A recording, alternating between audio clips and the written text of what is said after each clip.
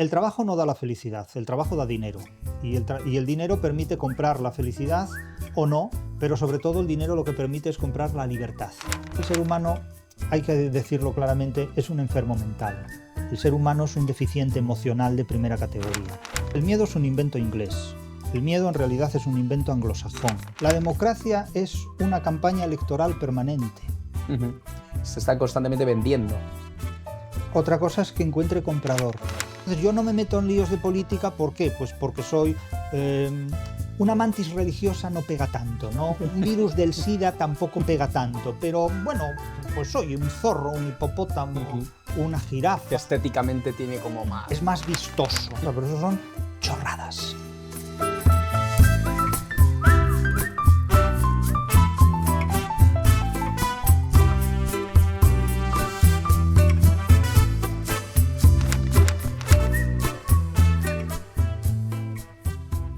Nuestro invitado de esta semana no tiene redes sociales. Él mismo reconoce que no presta mucha atención a la actualidad, a la prensa digital, a los periódicos, porque está convencido de que a través de la literatura, por ejemplo con El Quijote, un libro escrito hace más de 400 años, puede entender mejor el mundo de hoy que con un periódico. Muy buenas a todos, bienvenidos a un nuevo podcast leyendo el periódico 20 minutos. Hoy vamos a leer las noticias que marcan la actualidad con un catedrático de literatura, un autor de muchos libros y, aunque sin pretenderlo, un icono de Internet. Es un placer darte la bienvenida a esta redacción. Jesús Maestro. Muchas gracias y buenos días. Muy buenos días. ¿Qué tal se encuentra? Yo bien, por el momento sentado, pero me encuentro bien, vamos, sin ser cínico. Hay que decir que en principio estamos bien, estamos en un buen lugar, estamos bien acompañados. Eso se lo aseguro. Empiezo siempre este podcast preguntándole a los invitados cuál es su relación con el periódico. Y precisamente me gustaría preguntárselo a usted porque reconoce que no lo consulta mucho porque Cervantes, por ejemplo, le enseña más de la actualidad que un periódico. Bueno, vamos a ver, esa es una declaración que hay que contextualizar, que hay que situar en su contexto, que hay que situar en su lugar. Naturalmente, para alguien que se dedica personalmente y profesionalmente a la interpretación de la literatura y de los estudios literarios, es lógico que tenga pues, a la literatura como principal fuente de referencia y de interpretación. Y evidentemente entre la literatura El Quijote es una obra que marca un punto extremo en el grado de superioridad del conocimiento. Entonces, no hay nada de extraño ni nada de particular en que alguien que se dedica a la literatura diga que la literatura es el principal centro de referencia para interpretar la realidad y que anteponga el valor de la literatura al valor de la prensa. Eso en principio para alguien que se dedica a la literatura no tiene nada de sorprendente. Ahora, claro, si en cualquier situación, en cualquier contexto, afirmamos esa supervaloración de la literatura, pues claro, resulta chocante, ¿no? Y eso precisamente es lo que tiene gracia cuando las cosas se sacan fuera de contexto, es decir, las afirmaciones se sacan de contexto y adquieren, digamos, un valor semántico muy diferente. Ahora, naturalmente un periodista dirá lo contrario, un periodista dirá que un periódico le informa más de la realidad y de la actualidad que lo que puede hacer una obra literaria del siglo XVII. Eso se entiende perfectamente y a partir de ahí, pues claro, se puede discutir sobre lo que se quiera. Un periodista dice hoy en este podcast que se ha leído su último libro, Sí. El fracaso de la felicidad, al que hoy quiero acudir mucho a lo largo del podcast. Pero antes quiero preguntarle precisamente por El Quijote y empezar leyendo el periódico con una noticia de hace 2 semanas. El caso es que el presidente de nuestro país, Pedro Sánchez, le regaló El Quijote al gobernador de California en un encuentro que tuvieron en Múnich y al entregárselo le dijo: esto es para enfrentarse a sus gigantes. Quiero saber qué cree usted que pensaría Cervantes acerca de los políticos de hoy. Bueno, claro, yo no puedo responder exactamente a lo que pensaría Cervantes porque yo no soy Cervantes, ¿no? Entonces, la única respuesta posible a una pregunta de esa envergadura es qué creo yo que Cervantes haría si le hicieran esa pregunta, si le hicieran esa pregunta a él. La verdad es que es muy difícil saber esto. Literalmente hablando es muy difícil saber esto. Claro, ante una pregunta de esta naturaleza, Borges diría, por ejemplo, no sabía que California tuviera un gobernador o no sabría que este país tuviera un presidente de gobierno. Puede responderse de esta manera, ¿no? Por hacer una gracia cínica más o menos. Lo que sí es cierto es que en ese hecho hay dos cuestiones importantes. Dos cuestiones importantes. Es muy difícil para un escritor o para una persona que haya vivido en el siglo XVII interpretar desde un punto que pueda parecer comprensible a nuestros contemporáneos lo que es la política del siglo XXI. Es realmente muy difícil, entre otras cosas porque en el siglo XVII las sociedades eran totalitarias, eran absolutistas y, sin embargo, los gobernantes tenían más miedo a los súbditos. Los gobernantes de las sociedades del antiguo Ujú. régimen, las totalitarias y absolutistas, tenían más miedo a sus súbditos que hoy pueden tener los políticos a sus votantes. Es decir, los políticos de hoy en una sociedad democrática se sienten mucho más seguros ante cualquier alteración del pueblo, ante cualquier alteración popular, que de lo que se sentían los gobernantes en el siglo XVII con todo el poder del autoritarismo entonces vigente, porque la respuesta del pueblo era mucho más violenta de la que puede Porque ser hoy. es muy contradictorio, ¿no? Es muy contradictorio, pero es que cuanto mayor es la presión que se ejerce, mayor es la respuesta que el sometido ofrece a esa presión. En el siglo XVII, determinados pensadores, entonces llamados teólogos, hoy los llamaríamos intelectuales, defendían el tiranicidio, es decir, defendían que el pueblo se levantara en armas en contra de un mandatario que pudiera comportarse como un tirano. Esto hoy día es Ujú. inaudito, porque la democracia no permite desenlaces de esta naturaleza. Entonces, claro, la pregunta es muy inteligente, porque claro, ¿qué pensaría Cervantes de nuestros políticos de hoy? Pensaría muchas cosas. Y de hecho, el propio Quijote, la propia obra literaria de Cervantes, presenta un auténtico tratado político escrito en forma literaria, no en forma filosófica o en forma política. Había otros autores que sí escribían estos tratados políticos, como era el caso de Quevedo, con su política de Dios, tiranía de Satanás, gobierno de Cristo, etcétera, etcétera, y tipificaban esto muy bien.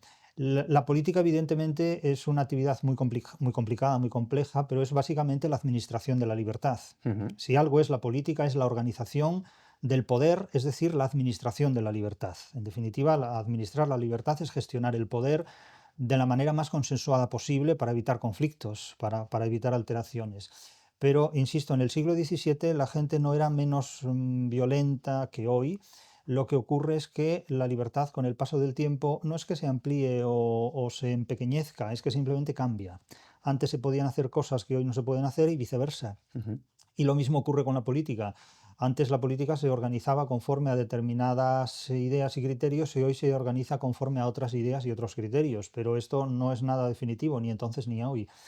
Y luego, por otro lado, para enfrentarse a gigantes, claro, la expresión puede ser interpretada, puede interpretarse de muchos modos y de muchas maneras, pero si algo nos enseña el Quijote es que los gigantes no existen. Es Ujú. decir, lo que existen son molinos. Claro, el idealismo alemán, que es quien ha determinado una interpretación del Quijote que nos llega hasta hoy, ha convertido a los molinos en gigantes. Pero es que Cervantes no convierte los molinos en gigantes. Lo que convierte los molinos en gigantes es una relación patológica con la realidad, es una relación equivocada con la realidad. Porque, en definitiva, no hay nada mejor que enfrentarse a gigantes, porque de esa manera el molino sigue haciendo su trabajo. Ujú. Entre otras cosas porque los gigantes es que no existen. El problema del idealismo es que exige al ser humano mantener una relación equivocada con la realidad para preservar de la realidad aquello que determinados grupos más o menos poderosos no quieren que el pueblo perciba como tal. Es preferible que el pueblo perciba espejismos o gigantes antes que use el molino como es debido. Ujú. Claro, caben muchas interpretaciones en este sentido. Entonces, ir a buscar gigantes es como ir a buscar la felicidad, es buscar un fantasma que no existe, no se encuentra, no está. Un logro imposible. Le he escuchado en alguna ocasión decir que, hablar un poco de la hormona política, decir que la política es de los temas que más encienden emocionalmente a la gente. Eh, ¿Por qué? ¿Por qué cree que nos lo tomamos tan personal? Yo eso exactamente no lo sé. Esa pregunta quizás la pueda responder con más solvencia un psicólogo, un sociólogo, pero sí es cierto que es muy claramente observable que la política atrae enormemente a la gente. Hasta tal punto que, así como en el siglo, vuelvo al siglo Ujú, XVII, uno de los temas que más atraían a la gente era la honra, el crédito público, era algo que inflamaba enormemente la atención de la gente. Mentarle la honra a alguien o cuestionar la honra de alguien era enormemente violento. Y hoy día lo que resulta muy violento a la gente es mentarle su ideología política. Es decir, la gente está muy inflamada desde el punto de vista de las ideologías políticas. Y claro, las ideologías se retroalimentan unas a otras, de tal manera que no hay una ideología única. Una ideología única no es combustible suficiente para mantener un conflicto social. Se necesitan muchas ideologías y mantenerlas encendidas para que éstas, en su enfrentamiento unas con otras, permitan sobre todo lo que yo llamo no la rebelión de las masas, sino la gremialización de las masas. Es muy importante que la sociedad masificada esté organizada por grumos o por gremios, de tal forma que no pueda haber una solidaridad entre ellas. La política indudablemente es una hormona más, no sé si podría compararse a la serotonina o a las endorfinas o a tantas otras hormonas que hay, pero desde luego alteran enormemente el estado emocional de la gente, a veces para bien, a veces para mal. Hay quien rentabiliza mucho las emociones políticas del prójimo y hay otros pues que sufren muchísimo con ellas. Pero la gente está extremadamente inflamada por temas políticos, tanto que se habla de la ujú. inflamación, pues anda que la inflamación política es terrible, la gente sufre enormemente con la política. Y claro, me dirán, ¿y cómo no vamos a sufrir si la política es algo que gestiona nuestra forma de vida?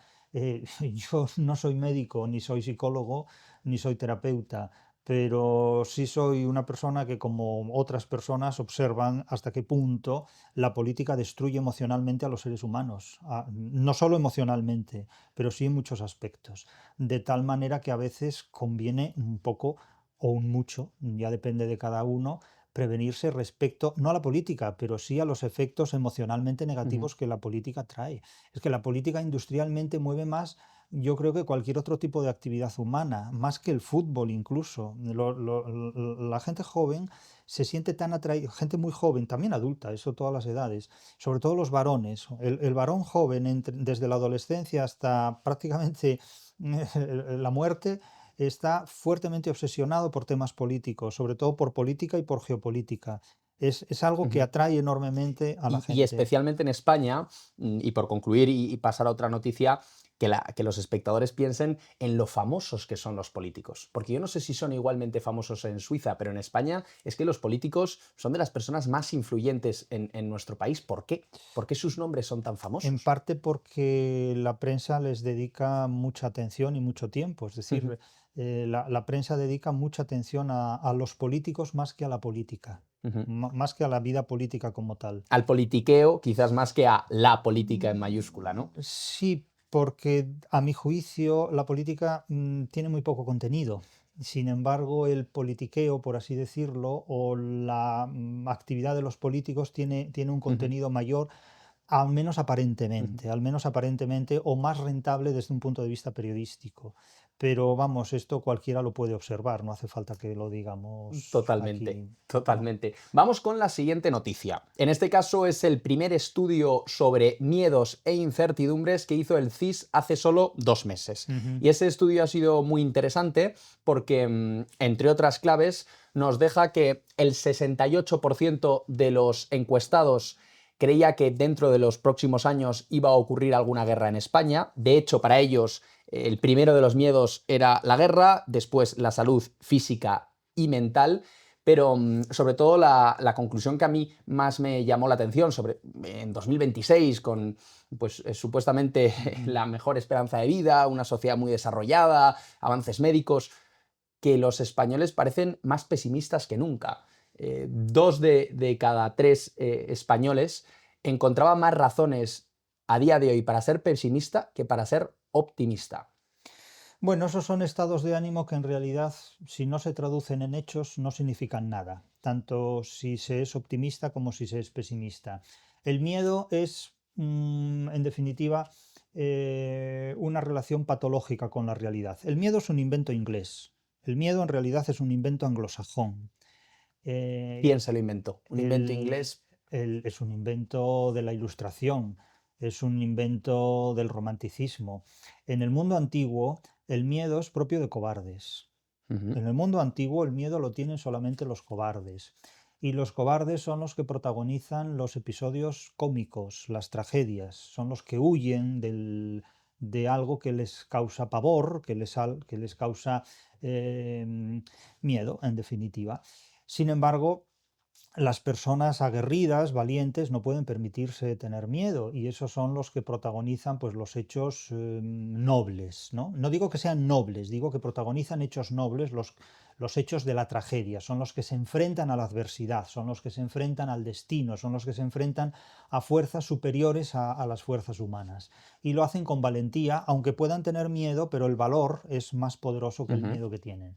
Sin embargo, digo que el miedo es un invento inglés porque lo explotan sobre todo en el romanticismo y en la literatura romántica. Se juega a tener miedo y entonces todo el mundo pues juega pues con las calaveras, las visitas a los cementerios, los espíritus, los difuntos, ese tipo de cosas que luego van a dar a derivaciones como el Halloween en la vida vulgar y cotidiana, ¿no?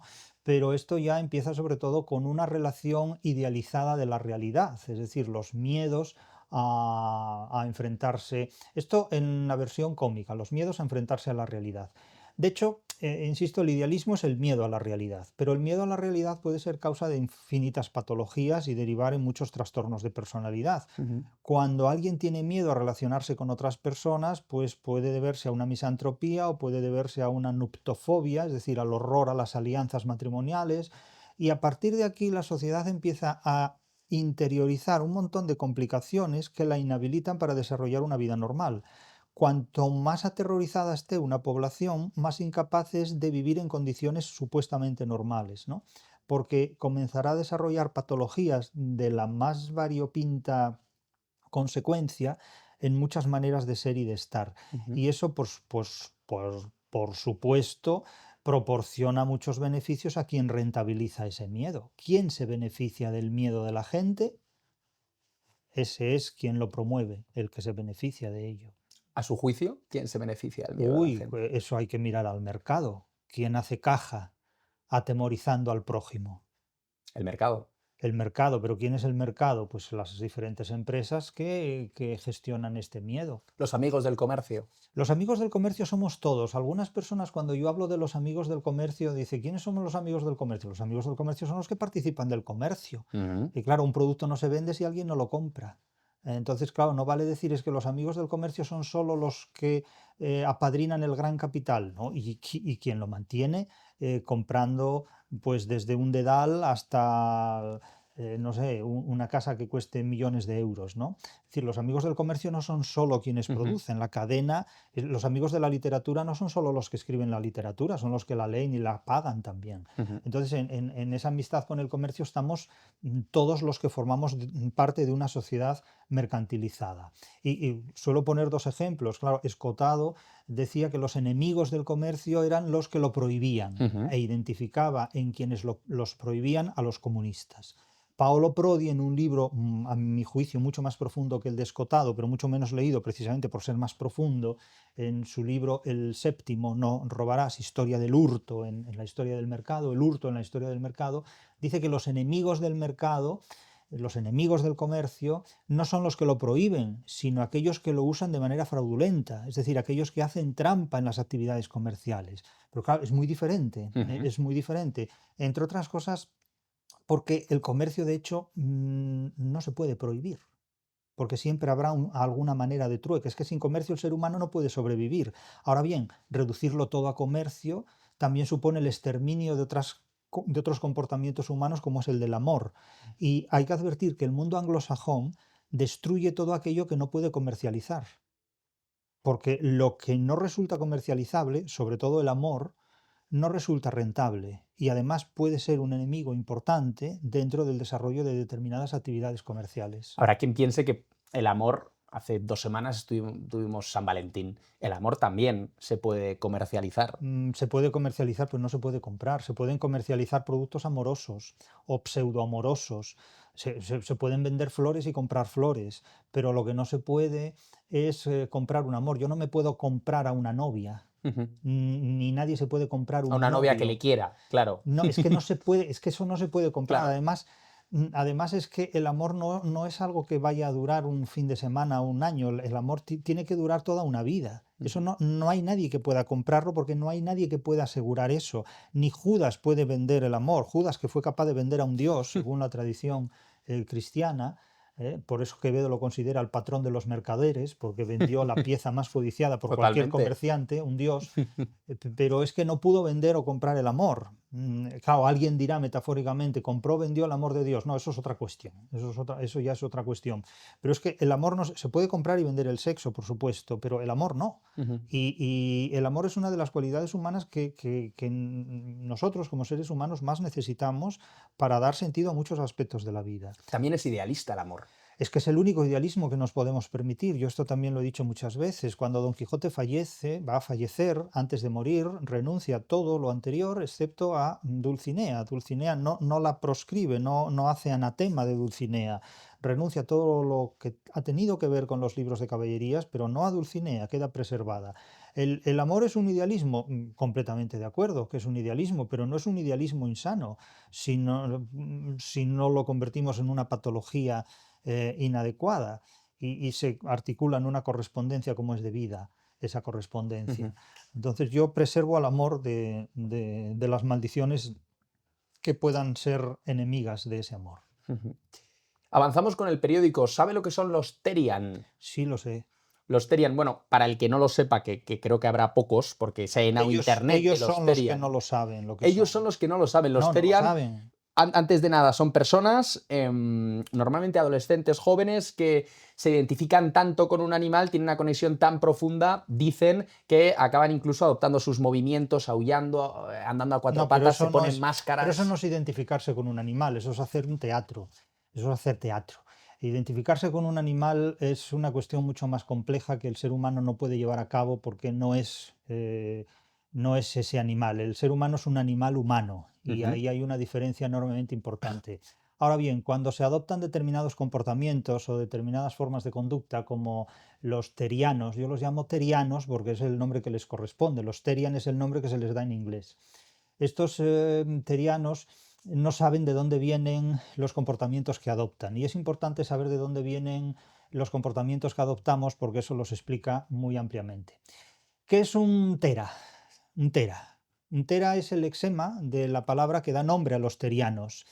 Tera en griego significa monstruo. Ujú. Monstruo de dimensiones extraordinarias, un monstruo enorme, un monstruo fuera de serie, o sea, no un monstruo cualquiera, sino algo exageradamente monstruoso.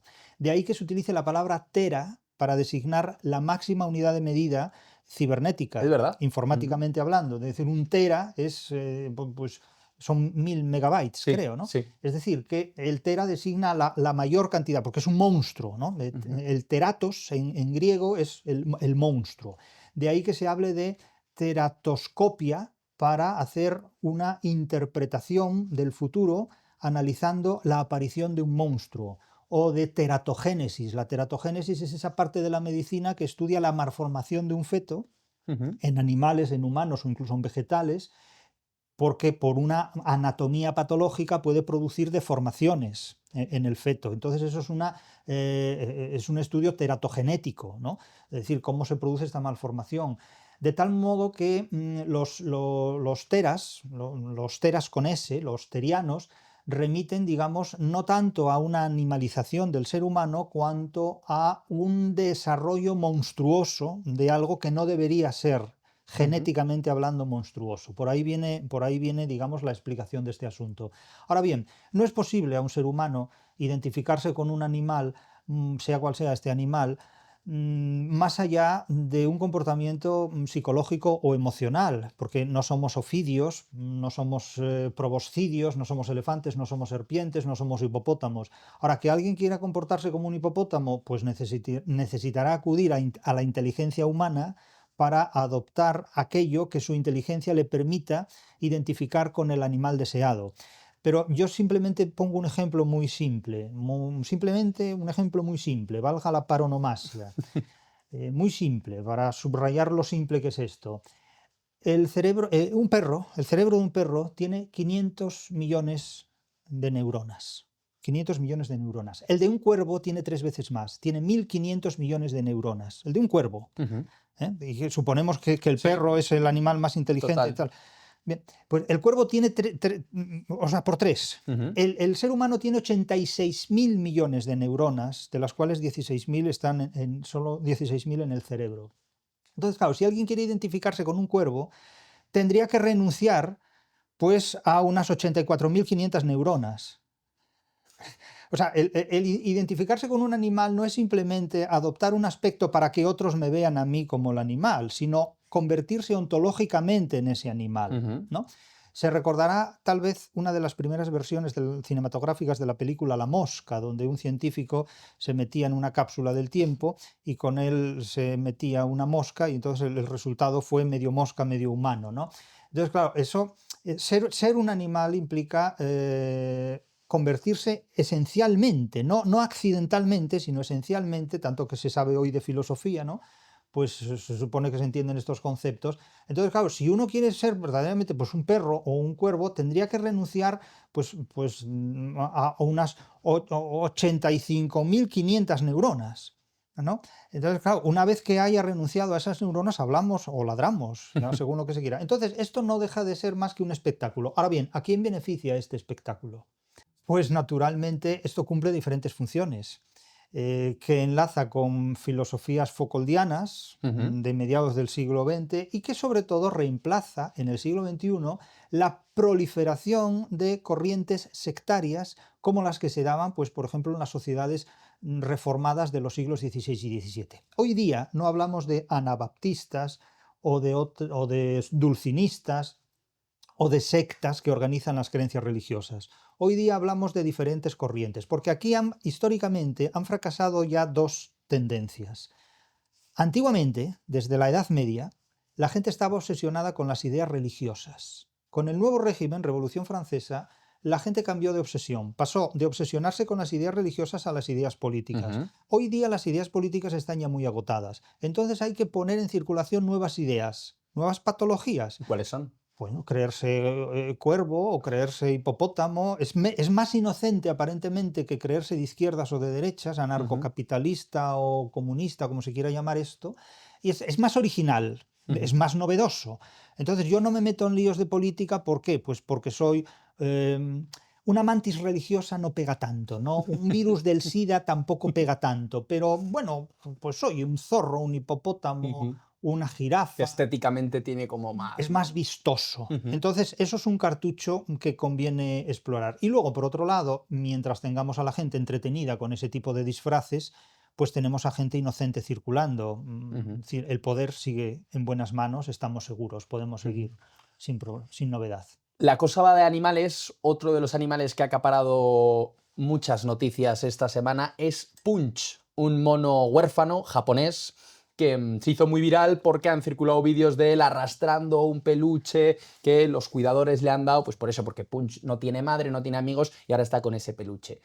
Mi duda es, ¿por qué? ¿Por qué los seres humanos nos gusta tanto los animales, pero hasta el punto incluso de que parece que nos gustan más los animales que las personas? O sea, nos interesa mucho más la vida de Punch y lo que le suceda a Punch que ahora, pues conflictos que hay por todo el mundo, problemas. Bueno, porque es más inofensivo. En realidad, este enorme interés que hay por los animales es un interés que está relacionado con los animales improductivos, con animales a los que no se les desarrolla o no se les exige una actividad productiva.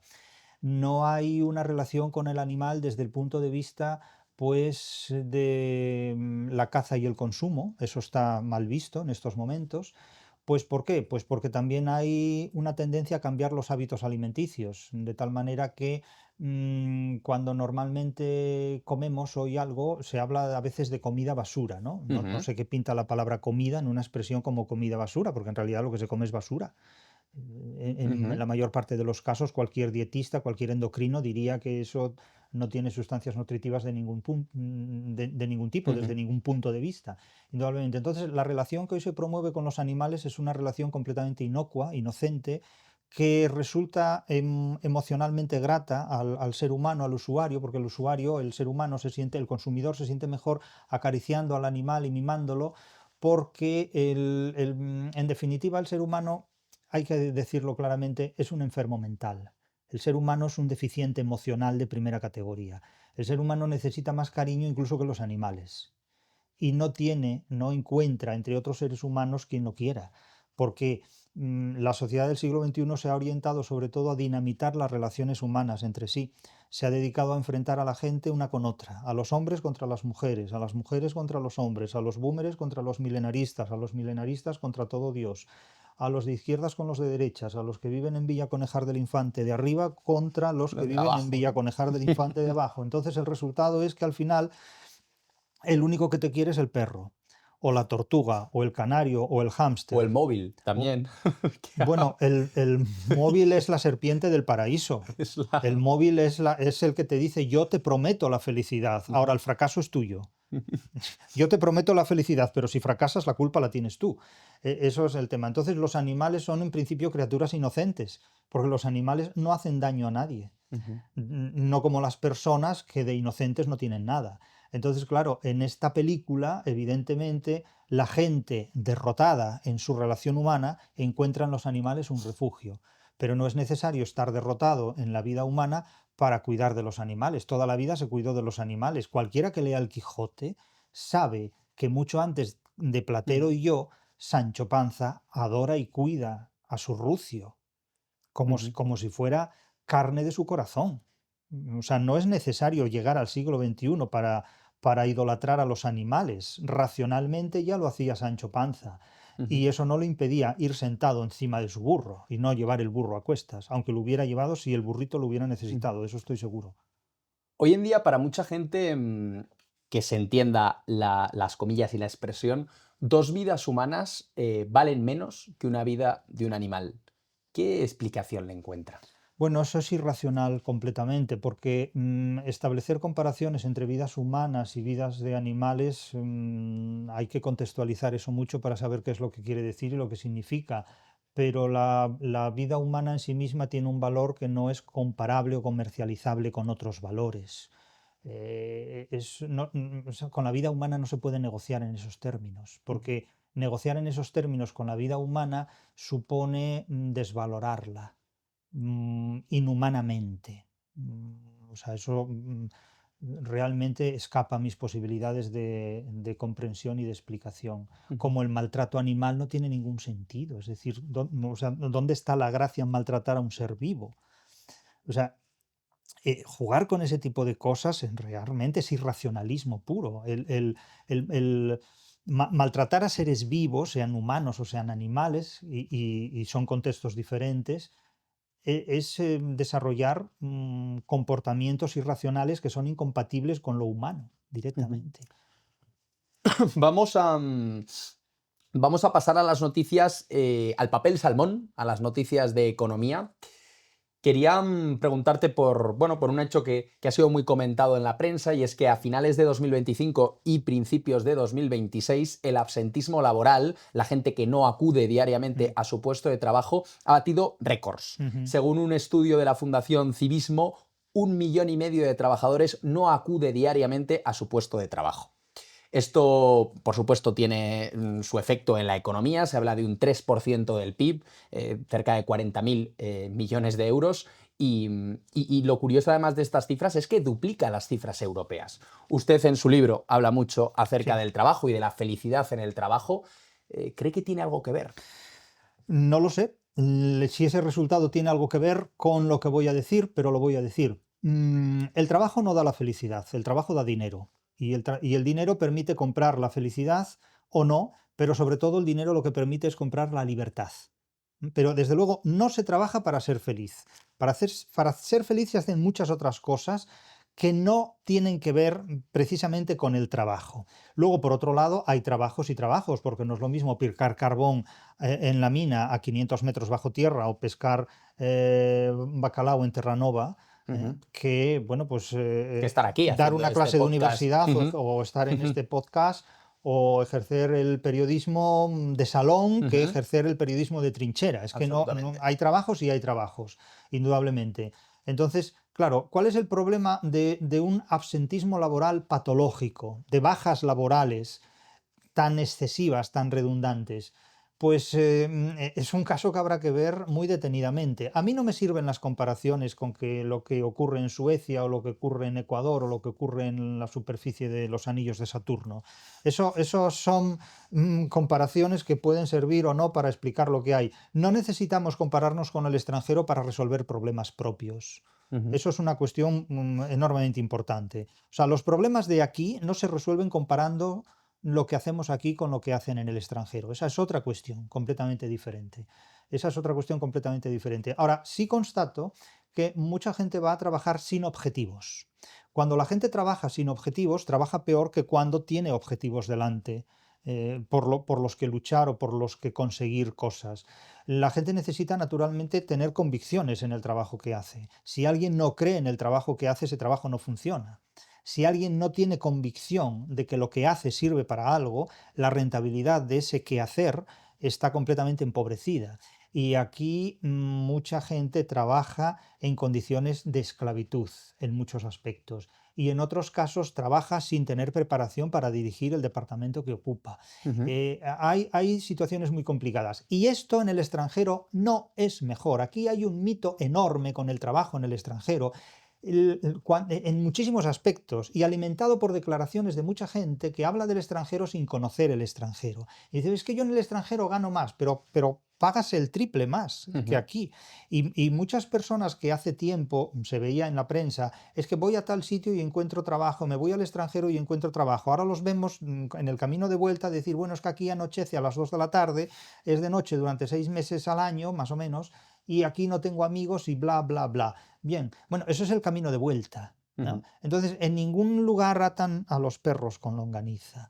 De manera que en el extranjero no se regalan los Ujú. caramelos tampoco, ni mucho menos. En el extranjero, por ejemplo, concretamente en los países nórdicos, para alcanzar la felicidad en el trabajo, hablan de la regla de los 3 metros. Sí, muy simpático eso. Para quien no la conozca, la regla de los 3 metros te invita a actuar localmente. Si tú en tu puesto de trabajo a 3 metros de influencia puedes ayudar a un compañero, Mm. hazlo. Siempre y cuando no esté a 3 metros de influencia, pues no te preocupes por cosas que no puedes controlar.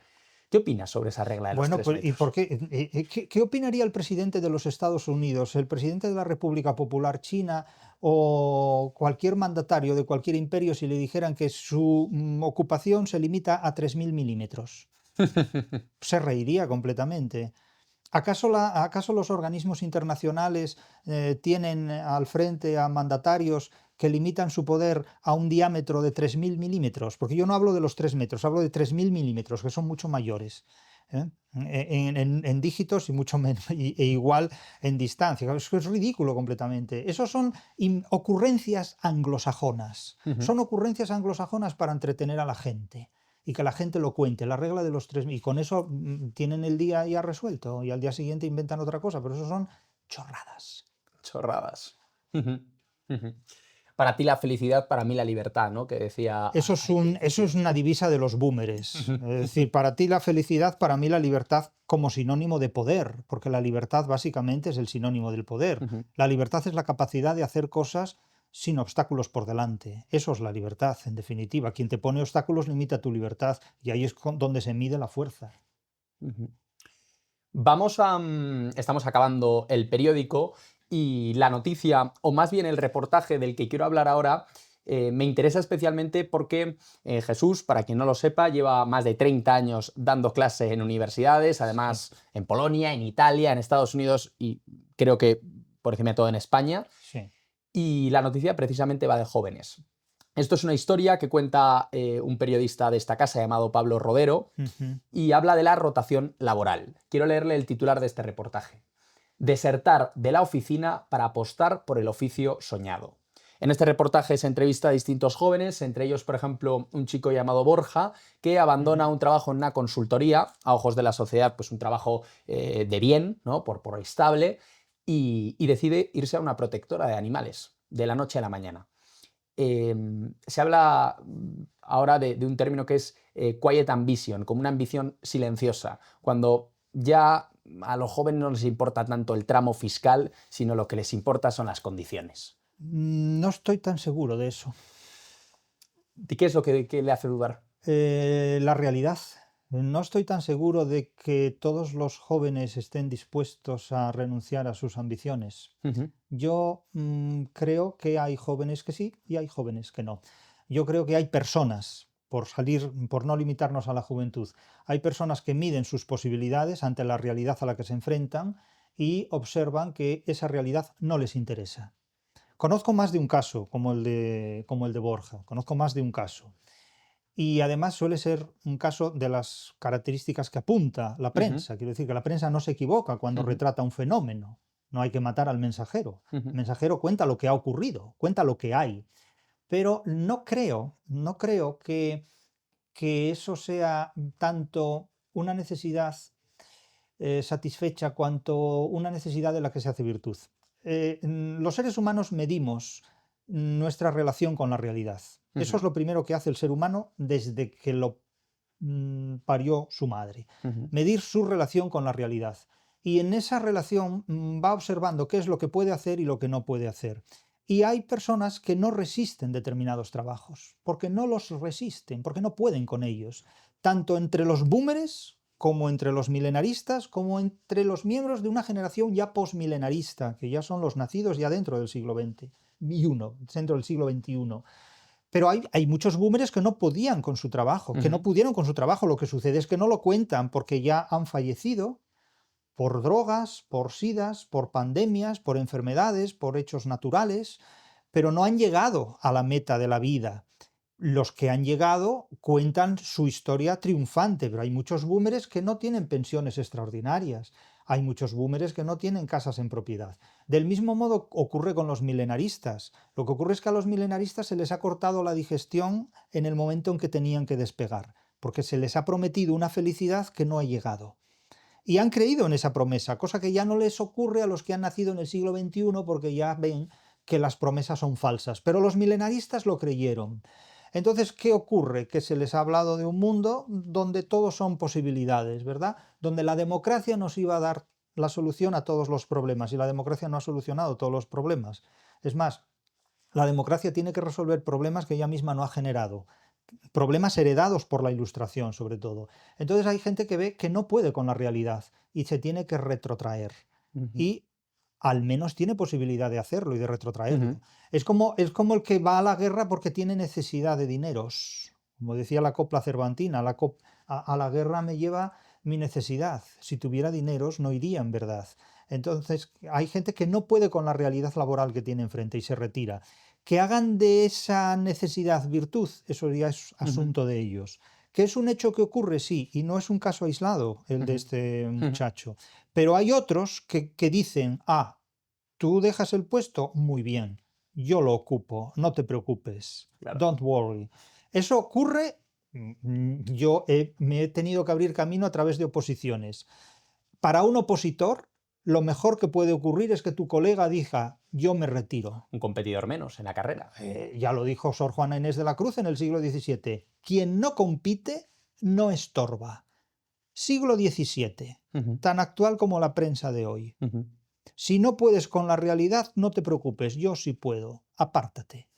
Quiero decir que nadie te echará de menos. A mí una vez recuerdo que yo organizaba un determinado congreso y una persona me dijo, pues yo iba a ir a tu congreso, pero hay otro que me gusta más, así que no voy a ir al tuyo. Y dije, nadie te echará de menos. O sea, no te preocupes porque es que Claro, esto es una cura de narcisismo. Es decir, hay gente que se cree muy importante, que se cree muy valiosa, pues porque ha escrito un libro, porque le ha tocado la lotería o simplemente porque lo invitan a un podcast. No te preocupes, si tú no quieres venir, otro ocupará tu lugar. O sea que, y en el mundo de la competitividad, que es tan feroz, si alguien se retira, mejor para el que está detrás. No hay problema. Jesús, me va a permitir el juego de palabras bastante vago, pero Jesús maestro, ¿quién es su maestro? Bueno, yo tuve un buen profesor de literatura en segundo de BUP, y lo digo siempre, que fue Emilio Nieto Costas. Y ese hombre fue realmente quien más influyó en mi manera de ver la literatura. De hecho, lo menciono siempre en los libros. Y yo recuerdo que el curso que tuve de literatura en segundo de BUP en el año 82 fue el mejor curso de literatura que tuve en toda mi vida. Porque este señor, que fue profesor de enseñanza media, de instituto, me enseñó más literatura de la que potencialmente y proporcionalmente me enseñaron el resto de los profesores de literatura juntos que tuve en la carrera. Y claro, andando el tiempo, de hecho, muchas de las frases que yo tengo, muchos de los conceptos que yo tengo, andando el tiempo, confirmo que tuvieron su origen en aquellos años. Los años de la adolescencia son particularmente reveladores y muy poderosos desde el punto de vista de la formación que una persona adquiere. Y se graban muy, muy fuertemente, muy profundamente. Y este hombre fue mi maestro en literatura realmente. Y parece muy insignificante y muy irrelevante, pero fue mi maestro. A los demás los he reinterpretado. Pues ahora sí, pasamos con una dinámica llamada el trivial de 20 minutos. Hablamos de un test de actualidad, de 10 preguntas, con actualidad de todo tipo, desde política, ciencia, deporte, al que sometemos a todos los invitados y donde no sé si la literatura le va a ayudar o no para resolver estas preguntas. Veamos. No lo sé. ¿Estás preparado? A lo mejor me ayuda a huir, pero bueno, puede ser. Vamos a ver. Vamos con la primera pregunta. ¿Cuántos años cumplió esta semana la guerra de Rusia en Ucrania? Dicen que 4, yo creo que muchos más. Interesante respuesta. Apodo del líder del cártel de Jalisco, abatido recientemente por el ejército mexicano. No tengo ni la menor idea. Pues se llama El Mencho, que como curiosidad, esto prometo que ha sido fruto del azar, realmente su nombre, su apodo, es Nemesio Rubén Oseguera Cervantes. Abatido uno de los, pues no era el Chapo Guzmán, pero de los narcos más buscados. Va 1 de 2, un acierto, un error. Tercera pregunta, ¿qué comunidad autónoma celebra elecciones próximamente en España? Todas. Todas están permanentemente celebrando elecciones. Creo que Castilla y León es la que lo hace oficialmente, pero yo diría que todas. La democracia es una campaña electoral permanente. Se está constantemente vendiendo. Otra cosa es que encuentre comprador. Cada vez encuentra menos comprador. Es cierto. Cuarta pregunta. ¿Qué ministro está siendo cuestionado por el escándalo sexual del exdirector adjunto operativo de la policía? Me parece que es el ministro de Justicia e Interior, Marlaska. Así es. Por lo que dice la prensa, Así es. Está más enterado de lo que parece. Bueno. O de lo que dice. ¿Cómo se llama el autor de la obra Anatomía de un instante? Una obra que, por cierto, ahora, si lo saco a colación es porque se habla de que se van a desclasificar los archivos del 23F. ¿Cómo se llama el autor de esa obra? Javier Cercas tiene cierta información sobre ese tema. Así es. Vamos con la siguiente. De momento ha acertado todas, salvo una, la del Mencho. De fútbol.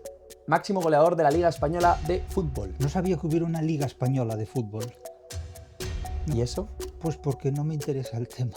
No sigo el fútbol, no sé nada de fútbol. Nada, nunca además. Nunca he jugado al fútbol tampoco. ¿Y no le llama nada la atención? No, para nada, en absoluto. Me sorprende lo fuerte que fue en el pasado, ahora ya lo es menos. No, el fútbol condicionaba enormemente la vida de los niños de mi generación. Y no tengo con el fútbol ningún tipo de relación. Nada. Cuando dice que condicionaba, breve paréntesis, ¿en qué lo veía? ¿En qué estaban obsesionados? Recuerdo, estaban obsesionados nuestros mayores con el fútbol, hoy día lo están con la política. pero recuerdo Estudio Estadio los lunes por la tarde, la repetición de las jugadas más interesantes, la moviola, todos los programas deportivos que había los domingos, los sábados también, cuando había 2 canales de televisión, 1 y medio estaba dedicado a fútbol.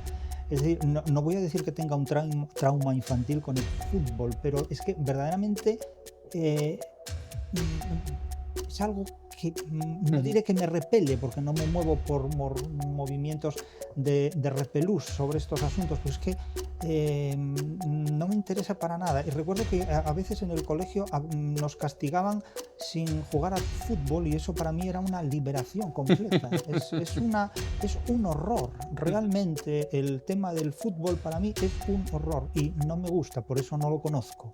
Es Kylian Mbappé, un jugador francés del Real Madrid, delantero. Tengo ni idea, es que no sé, pero hay tantas ligas, o sea, hay ligas en todo el mundo. Sí, la Liga Española pues es una de ellas, pero es que la propia Liga Española tiene distintas categorías en función del nivel. Debe ser muy interesante. Eso, sí, es interesante. Pero... Yo reconozco que sí soy más futbolero. Bueno, amén, no hay nada que objetar. Yo no impido que la gente tenga sus gustos y sus creencias y todas sus apetencias, pero... Jesús, seguimos con el trivial de 20 minutos. ¿Cuándo se produce el cambio de horario que marca el horario de verano? Pues creo que se produce en la última semana de marzo y en la última semana de octubre, para molestar. Así es el último domingo de marzo se producirá ese cambio de horario, que por cierto está bastante en discusión. ¿Verdadero o falso?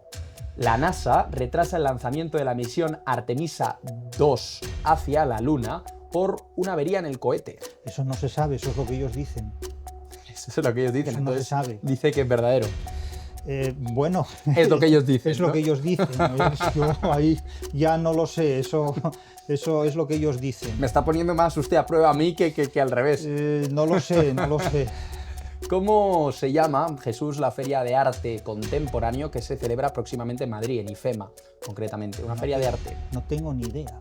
Arco. Sí, algo me parecía, pero no tengo ni idea. No sé, tampoco sigo ese arte.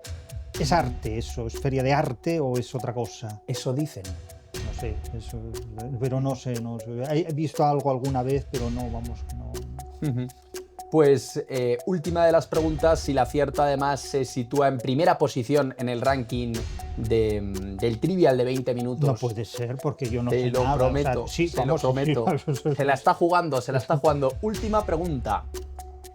¿Qué político definió recientemente el burka como una salvajada y una animalada? ¿Y necesita alguien un político se pronuncie sobre estas cosas? La verdad es que no sé quién lo hizo, no sé, yo no presto atención a los políticos. Lo hizo Gabriel Rufián. Quizás le suena, no lo sé. Me suena, pero tampoco sabría decir quién es exactamente, quiero decir, no lo sé. Ha obtenido 7 puntos, un notable, está bastante bien. Eso creo que en la tabla le sitúa en tercera posición. Felicidades por la parte que le toca. ¿Quién es el primero? El primero, ¿O la primera persona? Es un hombre, es José María de Pablo, es un abogado penalista que acertó 8 de las 10 preguntas. Ah, bueno, entonces no estoy mal. No, decir, está... Caramba, estoy próximo a lo que es un abogado penalista, eso es algo muy importante. Son palabras mayores. Realmente, sí. Pues llegados a este punto en este programa, siempre le pedimos a los invitados que dejen una pregunta para el siguiente invitado. He de reconocerle que la semana pasada vino una especialista en hormonas llamada Isabel Viña. Recomiendo a todo el mundo verse ese podcast porque fue súper interesante, pero se me olvidó pedirle la pregunta. Ah, qué pena. Ahora bien, no se libra de una pregunta de sustitución que me he inventado. Y es que me gustaría, bueno, más que para mí, para todos los que nos están escuchando, si puede recomendarnos 3 libros para la vida. 3 libros para la vida, sí, muy simple. El Quijote de Cervantes, la Divina Comedia de Dante y la Ilíada y Odisea de Homero. Son 4, pero Ilíada y Odisea viajan juntos. Esos 3 y por ese orden: Quijote, Divina Comedia, Ilíada y Odisea. Y si quieren un quinto, yo añadiría La Regenta de Leopoldo Alas, Clarín. Este último reconozco que no lo... La Regenta, eso es una lección de psicología y de muchas más cosas todavía. ¿Una sociedad que no lee es una sociedad más idiota? No necesariamente, ¿no? ¿Por qué? No necesariamente. Leer no nos hace más inteligentes. Leer nos hace más narcisistas en una sociedad como esta, pero no más inteligentes. Ujú. Se puede leer Mi lucha de Hitler y eso no nos hace más inteligentes, eso nos hace, en todo caso, más fanáticos o mejor conocedores de lo que fue una barbaridad o un fanatismo. Pero nadie es más inteligente por leer muchos libros. Depende de los libros que se lean y sobre todo depende de lo que se haga con ellos. La Ujú. mayor parte de la gente no hace nada con lo que lee, por lo tanto es como si no leyera. Pero para leer sí que hay que ser inteligente, ¿no? O sea, al menos determinados Bueno, libros. digamos que la lectura exige conocimientos previos y aporta otros a partir de los previos. La lectura lo primero que exige es saber leer y escribir. La literatura exige algo más que saber leer y escribir, exige saber leer y escribir con astucia. Y desde luego exige muchos conocimientos previos. Pero el hecho de leer no nos hace ni mejores personas ni peores personas, nos hace lectores, pero eso en sí mismo no significa nada. Eso es como el hecho de caminar. Alguien que camine no es mejor persona que otra que no lo haga, depende hacia dónde vaya y por Depende qué y hacia dónde para qué, vaya. ¿no? Pero vamos, no me creo eso, es que yo como leo muchos libros soy muy listo. O no, depende. Ujú. Mi padre me dice siempre que no importa tanto cuántos libros leas, sino cuántos has entendido después de haber Sí, leído. sí, sobre todo lo que se hace con ellos una vez Claro. de entenderlos, ¿no? Pero vamos, hay mucho que hablar de estos asuntos, sí, Jesús, mucha sí. gente no lo sabrá, pero usted ejerció de periodista hace ya Oh, algunos sí, sí, años. sí. Entonces le voy a pedir que vuelva a ejercer de periodista y mirando a su cámara que le deje una pregunta al próximo invitado. Sí, No sabe quién es. no sé quién es, pero le preguntaría, ¿qué no sería usted nunca? ¿Qué no sería usted nunca? ¿Y usted qué no sería? ¿Qué no sería nunca? Idealista. Idealista, idealista. Ya a partir de ahora, sabiendo lo que es el Bueno, en idealismo, realidad tampoco. lo que nunca sería es extraterrestre, porque eso no puedo serlo, pero idealista procuro no serlo, vamos. Terian tampoco, Terian No tampoco. puedo serlo, aunque me lo proponga, ¿no? Eso es ser una ficción, eso es Ujú, interpretar una obra de ujú, teatro. ujú. No quiero renunciar a 85.500 millones de Neuronas, euros. totalmente, totalmente. Yo tampoco. Así que Jesús, muchísimas muchísimas gracias gracias. Un placer. por Ha tu sido un paciencia placer. y atención. Muchas gracias. Por tu paciencia. Ha sido un placer, de verdad. Le deseo lo mejor. Le recomiendo a la gente que lea este maravilloso libro, que antes lo venía pensando, gustar o no gustar, a mí me ha hecho pensar, que creo que es lo Claro, es importante. que yo no escribo libros para gustar ni para disgustar. Eh, eh, Escribo libros para expresar lo que pienso. A unos gustarán y a otros disgustarán, y además es que no tienen por qué gustar o disgustar todos. Es que yo no trabajo para gustar. Si trabajara para gustar, mi profesión tendría otro nombre. La youtuber igual, o... No, otro Lo he dicho. nombre. Quien trabaja para gustar y dar gusto tiene otro nombre como actividad profesional. Que la gente reflexione. Eso. A nuestros espectadores, muchísimas gracias otra vez por estar ahí, seguir leyendo el periódico, informándoos y pensad, ¿qué no seríais vosotros nunca? La semana que viene veremos qué no sería nuestro próximo invitado.